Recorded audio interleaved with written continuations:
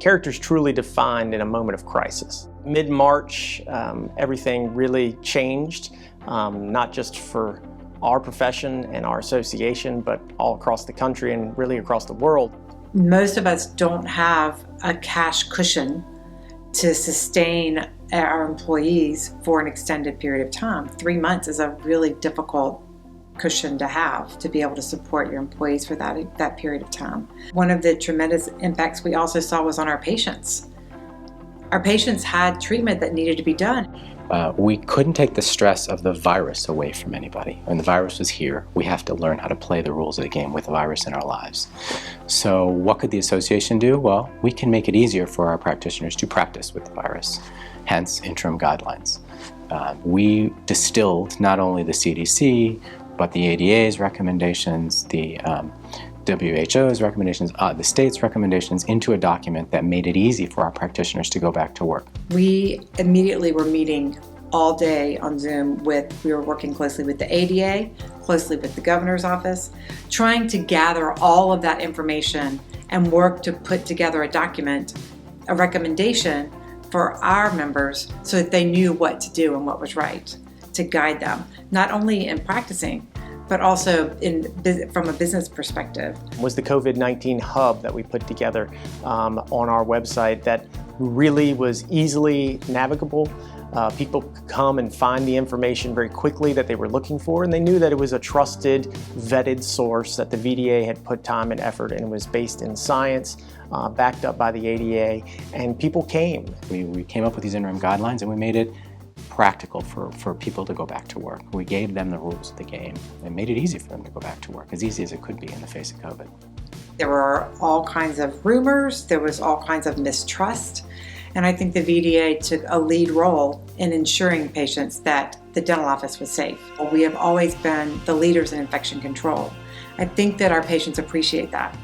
And I think the VDA taking the lead in making sure patients recognize that and recognize that the dental office was one of the safest places they could be. I think more people realize the importance of being a member of an association than they ever have before.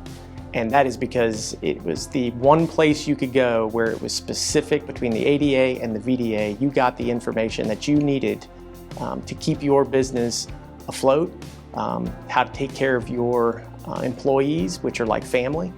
And all of those things were not only we were going through for the first time, but we know that our members were going through for the first time as well.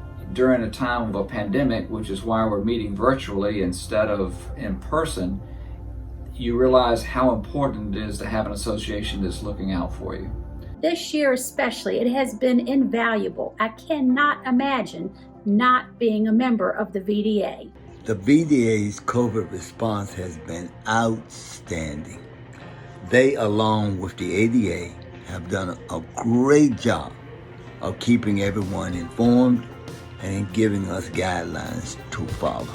This is exactly what an association is here for. It's for when times are tough, and VDA and the ADA has really stepped up. Yeah, advocacy is just one of the biggest roles, in my opinion, of an association. And it really, at the end of the day, if you don't have a seat at the table, you're probably on the menu. Every dentist in the state benefits from our membership in our association, advocating for our dentists and for our patients. We had worked hard to develop a good relationship with the governor and with Secretary Kerry. And when they were ready to open the state back up, they asked us for our recommendation. We absolutely were able to give them our recommendations.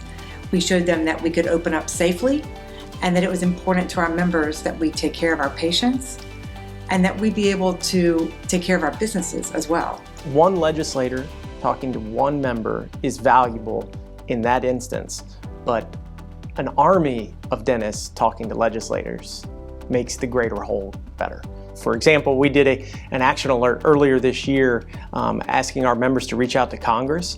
We had over half of our membership reach out, which is an astonishing rate. 50% of your membership engaging and writing their legislator is impressive. I think you're going to see a lot more advocacy coming forward in the wake of COVID, especially when it comes to third-party payers. All dentists will benefit from this, but it's really the association and the membership that are pushing it through. the patient comes first, and that's what unifies us. And that's what's kept us strong over the 150 years. We've kept that at the core of our focus. We are here to serve our members and for our members to serve their patients. So stay involved, be an advocate, and participate in your VDA PAC. It is important that your voice is heard.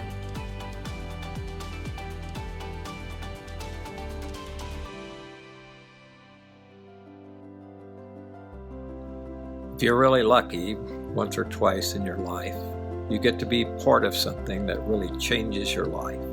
For me, that was the Mom Project.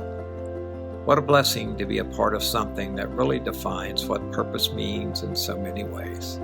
Thanks to so many volunteers that made it happen. In my mind, that really helped to define what the VDA is all about, service to those most in need. Mission of Mercy Project, huge success here in the state of Virginia and nationwide. The very first project, we had people lined up who had spent days sleeping in line, waiting to get this dental care. The VDA looked around and they saw that there was a need for dental care. We're excited about the future of dentistry in Southwest Virginia because of the VDA and in support of this program and what it means to those less fortunate in our local communities. I was honored in 2015 as governor to give you the Governor's Award for Community Service and Volunteerism. To thank you for all that you have done and what you have meant to so many Virginia families.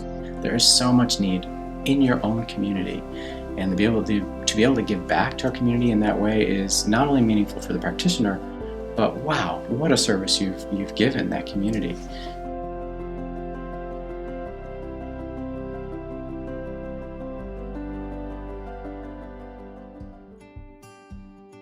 You know, dentists aren't big change people. We don't enjoy change. It's a struggle for a lot of us. And if nothing else, the pandemic has taught us to be flexible. We know that we're going to have to try some new things. We know we're going to have to take some measured and accountable risks, but we're willing to do that because we know that the future of both the association and the profession depends upon it. We've changed our offices. We've changed our reception areas, which are non-existent. We've changed the way we screen our patients. We changed the number of patients. We changed the way our patients are scheduled. We changed what we wear. And we've changed the way that we also triage our patients. The development of technology and the rapid increase of the use of computers, advancement in dental materials and smart materials, application of behavioral sciences to understand disease progression and patient behaviors, pharmacology and therapeutics are huge today. And the big connections that we've seen, the large connections between oral diseases and systemic diseases and those relationships. The VDA has been at the forefront of all of that change. They have helped us navigate how to change, when to change, what to change. And anyone having to do that on their own would just completely feel overwhelmed. We're embracing the things that we've done and we've done well in the past. We're also going to continue to try to push the envelope for some new ways of thinking, new ways of communicating, and certainly new ways of advocating.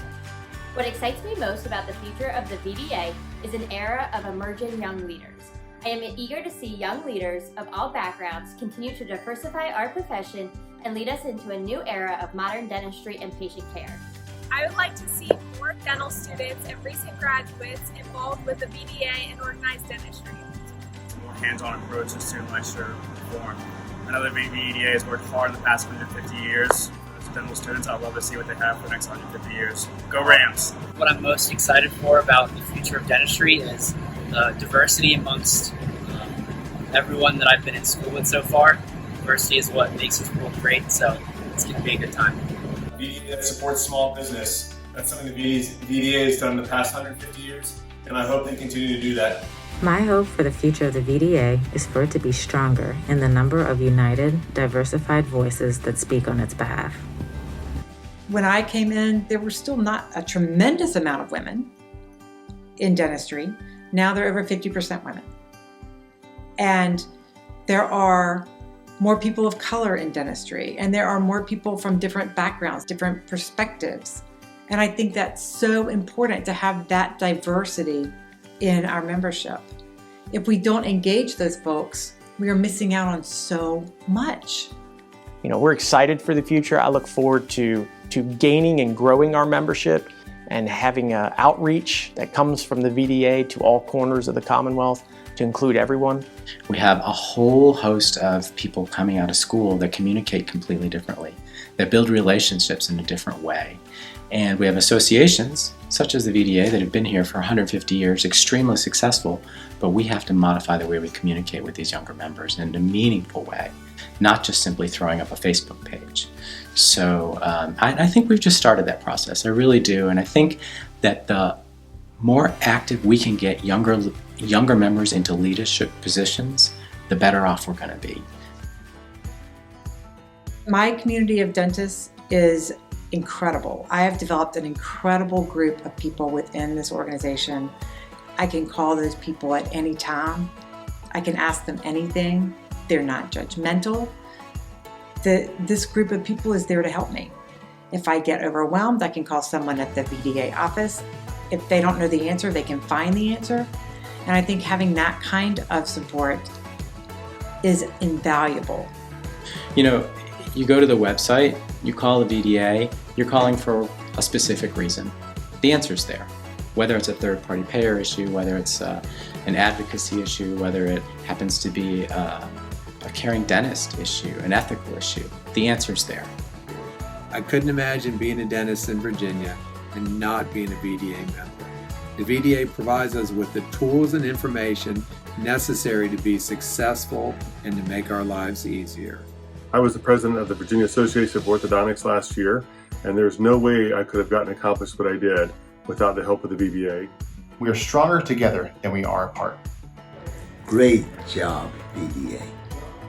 Happy 150th. Wishing the VDA a happy 150th anniversary. So here's to the next 150 years. The past 150 years of the VDA have been amazing. And for all of your great work, we're literally helping tens of thousands of Virginians in their time of need.